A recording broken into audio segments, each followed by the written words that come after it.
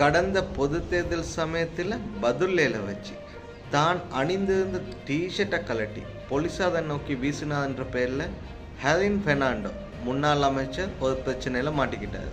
அவரே போன கிழமையில கொழும்புல கிளப் ஒன்றில் வச்சு ஒரு சண்டை போட்டுக்கிட்டாருன்னு இன்னொரு பிரச்சனையிலே மாட்டிக்கிட்டாரு. இந்த சம்பவம் எப்படி நடந்துச்சின்னு தான் நான் உங்களுக்கு சொல்ல போகிறேன்.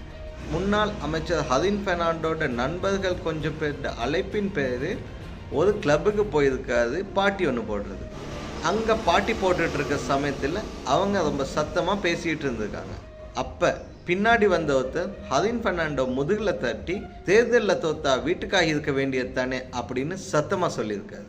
இதனால் கோபப்பட்ட ஹெலின் பெர்னாண்டோ நாக்காளியவும் பெதட்டிக்கிட்டு எலும்பக்குள்ள முதுகில் தட்டினவது கொஞ்சம் தள்ளி போயிட்டாரு. தூரமாக நிற்கிது அவரோட சண்டை போடுறதுக்கு ஹெலின் பெர்னாண்டோ கிளம்பக்குள்ள அவரோட ஃப்ரெண்ட்ஸ் எல்லாம் ஹெலின் பெர்னாண்டோவை பிடிச்சிக்கிட்டாங்க. எனக்கு இந்த நாட்டில் சாதாரண மனுஷனாக வாழக்கூட சுதந்திரம் இல்லையா அப்படின்னு சத்தமாக பேசின ஹெலின் பெர்னாண்டோ அந்த குறிப்பிட்ட நபரை நோக்கி தகாத வார்த்தைகளால் திட்டி இருக்காரு. ஹெலின் பெர்னாண்டோ சண்டைக்கு போகவும் அவரோட ஃப்ரெண்ட்ஸ் எல்லாம் ஹெலின் பெர்னாண்டோவை பிடிச்சி இழுக்கவும் கொஞ்ச நேரம் அந்த இடமே அமளி துமளி ஆகியிருக்கு. இது சரிப்பட்டு வராதுன்னு நினச்ச ஹெலின் பெர்னாண்டோட ஃப்ரெண்ட்ஸ் எல்லாம் அவரை அந்த இடத்துல இருந்து கிளப்பி கொண்டு போயிட்டாங்க.